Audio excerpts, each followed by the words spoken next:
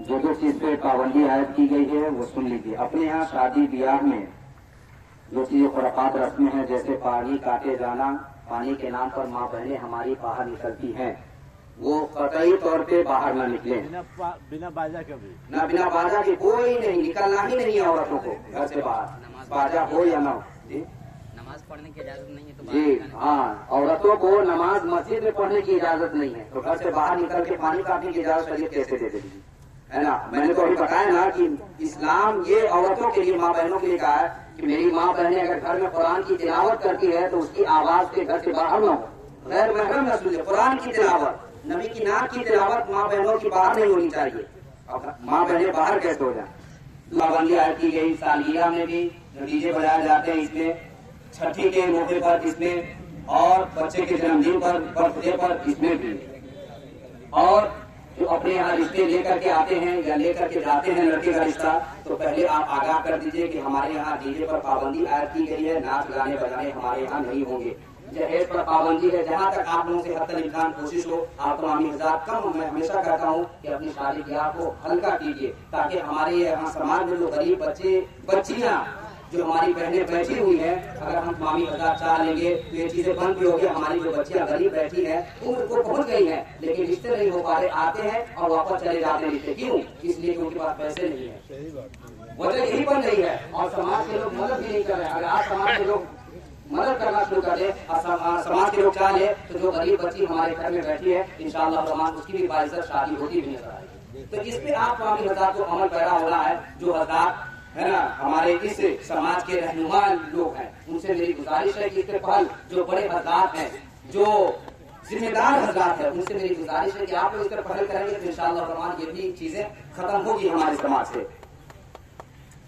और ये चीजें हो गई, और जो उसके अलावा ये कानून बनने के बाद भी अगर कोई ऐसा गलत कदम उठाते हैं तो समाज के जितने लोग हैं उसकी बाइकाट करेंगे, उसके यहाँ खाना नहीं खाएंगे, उसके बारात में शरीक नहीं होंगे, उसके निकाह में शरीक नहीं होंगे।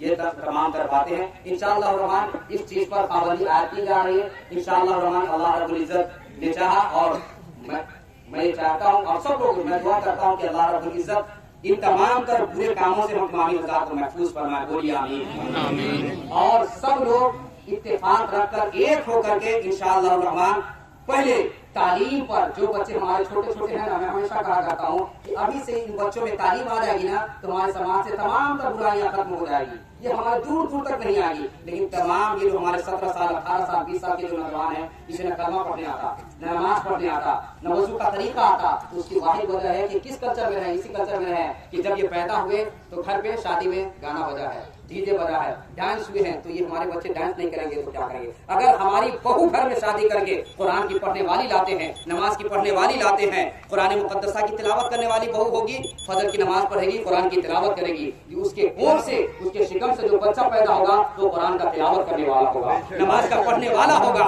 शरीयत का पाबंद होता हुआ नजर आएगा। अगर आप गाने बजाने डीजे वाले लाते हैं तो वही बच्चा आज सीरियल देखता हुआ नजर आएगा, फ्री फायर खेलता हुआ नजर आएगा, पबजी खेलता हुआ नजर आएगा। तो शर्त यह है कि अगर समाज को हम सुधारना चाहते हैं तो कुरान पढ़ने वाली बहू तलाश कीजिए। हमारे घर में अगर अपनी बच्ची की शादी करते हैं, पहले लोग रिश्ता लेकर के जाते थे तो पहले पूछते थे कि बच्ची कुरान पढ़ी है कि नहीं, सुभान अल्लाह, क्या ये पूछा जाता है कि नहीं? समाज के लोग है, हमारे बच्चे के अंदर उर्दू तालीम है कि नहीं, लेकिन आज क्या पूछा जाता है, बच्ची AM पास है कि नहीं, BA पास है कि नहीं, ग्रेजुएशन है कि नहीं। कुरान छोड़ दिया, शरीयत को छोड़ दिए।